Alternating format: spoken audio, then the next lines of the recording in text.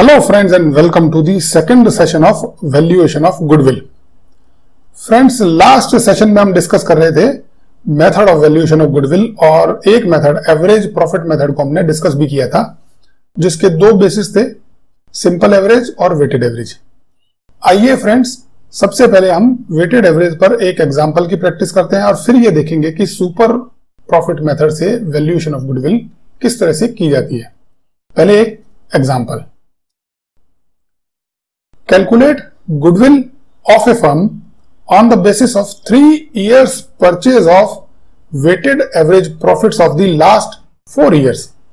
The profits of the last 4 years were as follows. ये profits दे रखे हैं 2016 20,000, 2017 24,000, 2018 27,000 and 2019 है 30,000.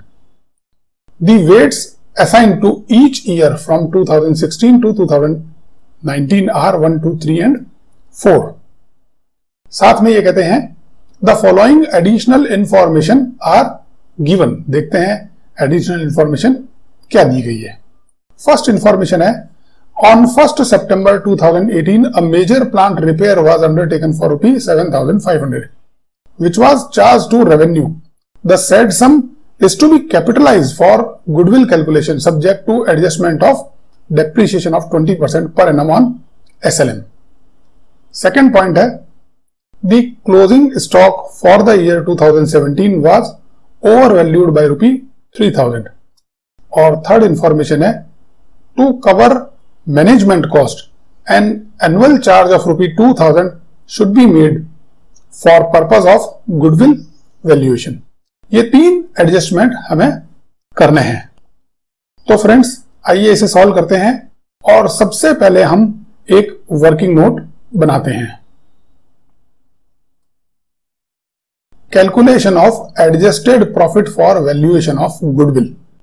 ये जो इंफॉर्मेशन दी गई है, इसके हिसाब से जो भी एडजस्टमेंट में प्रॉफिट में करना पड़ेगा, उसके बाद में जो करेक्ट प्रॉफिट आएगा उसी पर गुडविल की वैल्यूएशन होगी। तो आइए एक टेबल बनाते हैं। First column particulars and next 4 columns years के हैं। सबसे पहले नोट डाउन करते हैं प्रॉफिट, जो गिवन है 20,000, 24,000, 27,000 एंड 30,000। आइए अब चलते हैं हमारे क्वेश्चन की ओर। सबसे पहले लेते हैं point number 3। Management cost charge करनी है हमें 2,000 पर ईयर हर एक प्रॉफिट पे, जो एक एनुअल चार्ज की तरह है। तो लेस कर देंगे मैनेजमेंट कॉस्ट, यह है 2,000 पर ईयर के लिए। इसका रिजल्ट आएगा 2016 में 18,000, देन 22,000, 25,000 एंड 28,000। चलिए अब देखते हैं नेक्स्ट क्या है। फर्स्ट पॉइंट है on September 1st 2018 a major plant repair was undertaken for ₹7,500 which was charged to revenue. उसे रिपेयर एंड मेंटेनेंस में चार्ज कर दिया गया है, जबकि होना क्या था, the said sum is to be capitalise for goodwill calculation. उसे कैपिटलाइज करना था। तो अब अगर हम रिपेयर एंड मेंटेनेंस को रिड्यूस कर देते तो हमारा प्रॉफिट बढ़ जाता है। लेकिन नेक्स्ट इंफॉर्मेशन है subject to adjustment of depreciation of 20% पर annum on straight line method. उसके ऊपर कैपिटलाइज करने के बाद में डेप्रिसिएशन भी चार्ज करना पड़ेगा। तो आइए इसे एडजस्ट करते हैं। सबसे पहले हम ऐड करते हैं plant repair to be capitalise, क्योंकि पहले हमने रिपेयर एंड मेंटेनेंस में डेबिट करके प्रॉफिट को कम कर दिया, अब इसे जोड़कर प्रॉफिट को बढ़ा देंगे। अब हम चार्ज करेंगे डेप्रिसिएशन, जो कि 20% है स्ट्रेट लाइन मेथड पर। तो 2018 में ये सितंबर 1 को हुआ है, तो केवल 4 महीने का डेप्रिसिएशन लगेगा और वो है ₹500। और नेक्स्ट ईयर में 2019 में SLM बेसिस पर फुल ईयर का डेप्रिसिएशन चार्ज किया जाएगा। तो depreciation for full year 7,500 multiply by 20% और ये आता है 1,500। अब इसकी नेट टोटल देख लेते हैं। 18,000, 22,000, 32,000 एंड 26,500। आइए अब देखते हैं नेक्स्ट इंफॉर्मेशन क्या है। नेक्स्ट है The closing stock for the year 2017 was overvalued by 3,000. Closing stock जो है वो 3,000 रुपए से ओवर वैल्यू हो गया। आइए इसका देखते हैं इफेक्ट किस तरह से देंगे हम। फ्रेंड्स, आप सभी जानते हैं कि क्लोजिंग स्टॉक अगर ओवर वैल्यूड हो जाए तो क्या होगा, हमारा ग्रॉस प्रॉफिट बढ़ जाएगा। इसे एक एग्जांपल की हेल्प से समझते हैं। यह किसी कंपनी का ट्रेडिंग अकाउंट है। इसके ट्रेडिंग अकाउंट में क्लोजिंग स्टॉक का जो वैल्यूएशन दिया गया है वो है 23,000। अगर यह माना जाए कि क्लोजिंग स्टॉक 3,000 से ओवर वैल्यूड है तो इसे ठीक करने के लिए क्या करेंगे? इसे ठीक करने के लिए हम इसे 20,000 कर देंगे, यानी कि 3,000 से कम कर देंगे। और इसका इफेक्ट क्या होगा? क्रेडिट साइड की टोटल हो जाएगी 1,63,000 की जगह 1,60,000। इसी तरह से डेबिट साइड की भी टोटल चेंज हो जाएगी और अल्टीमेटली प्रॉफिट इसका 53 से कितना हो जाएगा? 50,000। तो क्लोजिंग स्टॉक अगर ओवर वैल्यूड है और उसको कम किया जाए तो हमारा प्रॉफिट भी कम हो जाएगा। तो इसका इफेक्ट देते हैं, क्या होगा? Less closing stock over valued, और यह है 3,000 रुपीज। चलिए इसका देखते हैं नेट इफेक्ट क्या आता है। 18,000, 19,000, 32,000 एंड 26,500। फ्रेंड्स, आप सभी जानते हैं कि एक साल का क्लोजिंग स्टॉक नेक्स्ट ईयर का ओपनिंग स्टॉक होता है। तो आइए अब देखते हैं उस कंसर्न के नेक्स्ट ईयर के अकाउंट्स पर इसका क्या इफेक्ट होगा।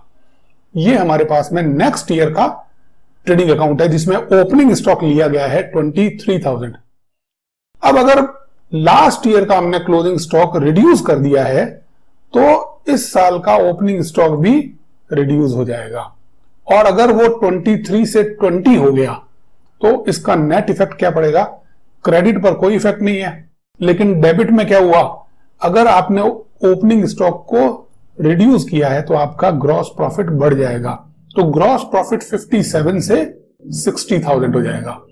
तो इसका मतलब यह हुआ है कि अगर एक साल में क्लोजिंग स्टॉक ओवर वैल्यूड है तो उस साल के प्रॉफिट कम हो जाएंगे और नेक्स्ट ईयर के प्रॉफिट बढ़ जाएंगे। तो अब लिख देते हैं हम नेक्स्ट ईयर में add opening stock over valued. तो नेक्स्ट ईयर कौन सा है? 2018। इसमें हम ऐड कर देते हैं 3,000 रुपीज। अब देखते हैं नेट इफेक्ट क्या है, और हमारे पास में नेट इफेक्ट में आ जाता है एडजस्टेड प्रॉफिट फॉर गुडविल। यह है 18,000, 19,000, 35,000 एंड 26,500। चलिए इसे सॉल्यूशन में नोट डाउन करते हैं। सॉल्यूशन में सबसे पहले टेबल बनाते हैं। 2016 से लेकर 19 तक ईयर मार्क कर दिया। अब प्रॉफिट ले लेते हैं। 18,000, 19,000, 35,000 एंड 26,500। अब इसको वेट देते हैं हम 1, 2, 3 and 4। Profit multiply by weight जो हमारा प्रोडक्ट है वो कैलकुलेट करते हैं। फर्स्ट ईयर का यानी 2016 का 18,000, नेक्स्ट है 38,000, नेक्स्ट 1,05,000 एंड लास्ट है 1,06,000। टोटल देखते हैं। वेट की टोटल है 10 और प्रोडक्ट की टोटल है 2,67,000। आइए अब वेटेड एवरेज कैलकुलेट करते हैं। वेटेड एवरेज प्रॉफिट हमारा है 2,67,000 डिवाइड बाय 10 और ये आता है 26,700। एज पर द इंफॉर्मेशन हमें गुडविल कैलकुलेट करनी है। गुडविल क्या है? 3 years purchase of last 4 years average profits. Average कौन सा लेना? वेटेड एवरेज जो हमने कैलकुलेट कर लिया है। 3 years परचेज मतलब ये प्रॉफिट्स हमें नेक्स्ट 3 years तक अवेलेबल रहेंगे। 26,700 मल्टीप्लाई बाय 3 और हमारा गुडविल का जो वैल्यूएशन आता है वो है 80,1000। तो फ्रेंड्स, देखा आपने, एवरेज प्रॉफिट मेथड में, वेटेड एवरेज में अगर कुछ एडिशनल इंफॉर्मेशन दी गई हो तो हमें पहले प्रॉफिट को एडजस्ट करना पड़ेगा, देन उसके ऊपर वेट्स अप्लाई करके वेटेड एवरेज निकालना पड़ेगा और फिर जितने ईयर्स परचेज जो गिवन है क्वेश्चन में उससे मल्टीप्लाई करके गुडविल का वैल्यूएशन करना पड़ेगा। आइए फ्रेंड्स, अब हम चलते हैं हमारे नेक्स्ट मेथड की तरफ और जो है सुपर प्रॉफिट मेथड। देखते हैं super profit method of valuation of goodwill क्या है। The basic assumption in case of average profit method is that a new business is not able to earn any profit during first few years and entire average profit earned by an existing business which is likely to be earned in few more years in future is called goodwill।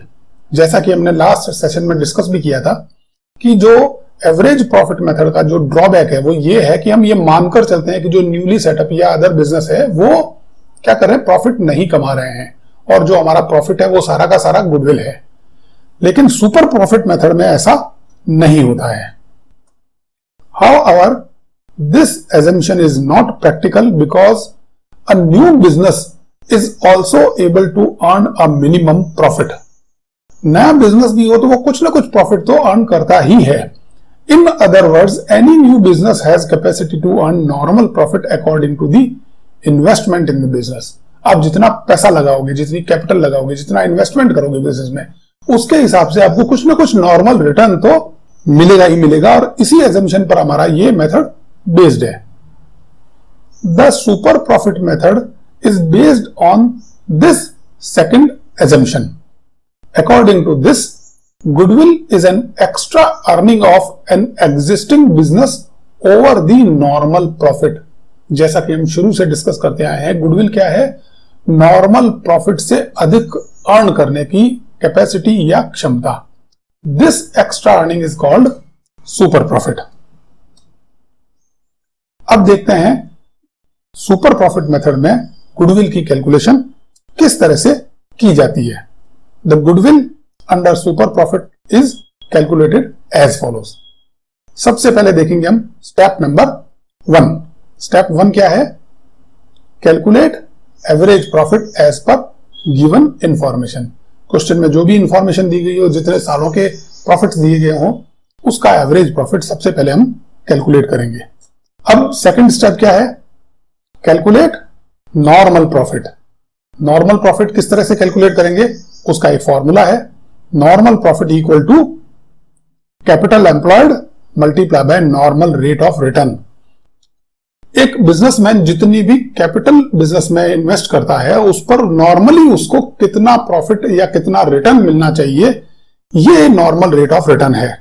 तो normal profit क्या है, जितनी भी capital invest की गई है या capital employ की गई है बिजनेस में, उसको उस नॉर्मल रेट से हम मल्टीप्लाई कर देंगे तो हमारा नॉर्मल प्रॉफिट कैलकुलेट हो जाएगा। कभी कभी क्वेश्चन में कैपिटल एम्प्लॉयड डायरेक्टली नहीं दिया हुआ होता है, तो उस केस में हमें क्या करना पड़ता है, कैपिटल एम्प्लॉयड को भी कैलकुलेट करना पड़ता है। फ्रेंड्स, आप सभी ने इक्वेशन पढ़ी होगी जिसमें बैलेंस शीट की इक्वेशन में क्या होता है, कैपिटल एम्प्लॉयड किसे कहते हैं हम, कैपिटल एम्प्लॉयड कहते हैं total assets minus outside liabilities. ये एक बैलेंस शीट की इक्वेशन है जिससे हम कैपिटल एम्प्लॉयड को कैलकुलेट कर सकते हैं। और इसका दूसरा फॉर्मूला क्या है, दूसरा फॉर्मूला है capital plus reserves and surplus. इन दोनों को भी ऐड करके हम कैपिटल एम्प्लॉयड कैलकुलेट कर सकते हैं। जैसे ही हम कैपिटल एम्प्लॉयड कैलकुलेट करेंगे, उसे नॉर्मल रेट ऑफ रिटर्न से मल्टीप्लाई करेंगे, हमारा नॉर्मल प्रॉफिट कैलकुलेट हो जाएगा। अब हमारे पास में दो इंफॉर्मेशन है, एवरेज प्रॉफिट और नॉर्मल प्रॉफिट। थर्ड स्टेप है हमारा कैलकुलेट सुपर प्रॉफिट। अब सुपर प्रॉफिट कैसे कैलकुलेट करेंगे, ये हमने जो स्टेप नंबर 1 में एवरेज प्रॉफिट कैलकुलेट किया है, उसमें से जो स्टेप नंबर 2 में नॉर्मल प्रॉफिट कैलकुलेट किया है, उसे हम माइनस कर देंगे। तो जितना एवरेज प्रॉफिट एक नॉर्मल प्रॉफिट से ज्यादा है, एक्सेस है, वही हमारा सुपर प्रॉफिट है। तो super profit equal to average profit minus normal profit. और लास्ट स्टेप होगा हमारा कैलकुलेशन ऑफ गुडविल। गुडविल कैसे कैलकुलेट की जाएगी, उसके लिए जो फॉर्मूला जो अब तक हम करते आए हैं, super profit multiply by number of years purchase. अब तक हमने क्या किया था, एवरेज प्रॉफिट को नंबर ऑफ ईयर्स से किया था मल्टीप्लाई, अब करेंगे सुपर प्रॉफिट को। तो इस तरह से जो फाइनल वैल्यू हमारी गुडविल की है वो कैलकुलेट हो जाएगी। आइए फ्रेंड्स, अब सुपर प्रॉफिट मेथड पर बेस्ड एक एग्जांपल की प्रैक्टिस करते हैं। A firm of A, B and C has a total capital investment of 4,50,000। ये हमें capital employed first information already दी गई है।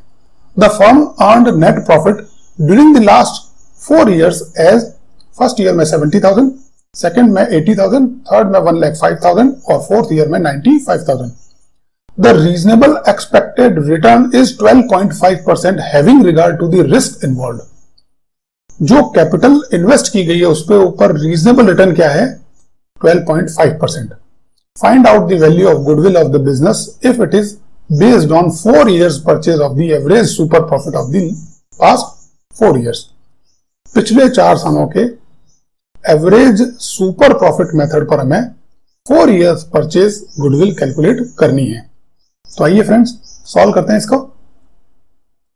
सबसे पहले स्टेप नंबर 1 वो क्या था हमारा, एवरेज प्रॉफिट को कैलकुलेट करना।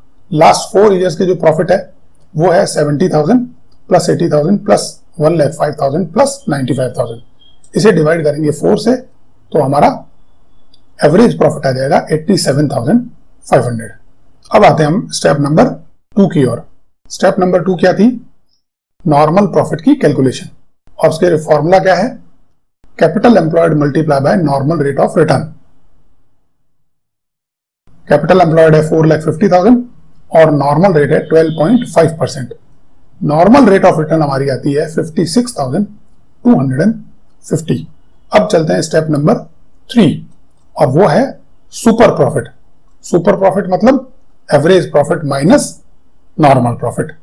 एवरेज प्रॉफिट जो हमने कैलकुलेट किया 87,500, उसमें से डिडक्ट करेंगे 56,250 जो हमारा नॉर्मल रेट ऑफ रिटर्न है कैपिटल का, और सुपर प्रॉफिट आता है 31,250। अब हमारा लास्ट स्टेप आता है कैलकुलेशन ऑफ गुडविल, वो है super profit multiply by number of years purchase. Super profit दे रखा है 31,250, 4 years परचेज कैलकुलेट करनी है मैं, तो हमारा जो गुडविल का वैल्यूएशन है वो आता है 1,25,000। तो फ्रेंड्स देखा आपने, सुपर प्रॉफिट मेथड में 2 स्टेप बढ़ जाते हैं। फर्स्ट हम कैलकुलेट करते हैं नॉर्मल प्रॉफिट एंड देन हम कैलकुलेट करते हैं सुपर प्रॉफिट। बाकी एवरेज प्रॉफिट और गुडविल वैसे ही कैलकुलेट होगी जैसे कि एवरेज प्रॉफिट मेथड में हम कैलकुलेट करते हैं। तो इस केस में क्या होगा, एडिशनली हमें नॉर्मल प्रॉफिट कैलकुलेट करना पड़ेगा, जो कि एक नॉर्मल रेट ऑफ रिटर्न के ऊपर बेस्ड है कि आपने कितनी कैपिटल लगाई है और उस पर आप कितना अर्न कर रहे हैं, और मार्केट में क्या रेट है कि इतनी कैपिटल लगाने पर इस बिजनेस में ये रिटर्न तो मिल ही जाता है। जैसे मेडिकल बिजनेस है, उसमें अगर आप 10 लाख की कैपिटल लगाओगे तो आपको 15% रिटर्न मिल ही जाएगा, तो ये नॉर्मल रेट हो गई। और जो सुपर प्रॉफिट है वो उस पर्टिकुलर कंसर्न के पास्ट ईयर्स के एवरेज प्रॉफिट जो उस नॉर्मल से ज्यादा है, एक्सेस है, अधिक है, वो सुपर प्रॉफिट कहलाएंगे और उसी के ऊपर गुडविल बेस्ड होगी। तो फ्रेंड्स इस सेशन में इतना ही। नेक्स्ट सेशन में हम लेंगे एक और मेथड। तब तक के लिए bye friends, have a nice day.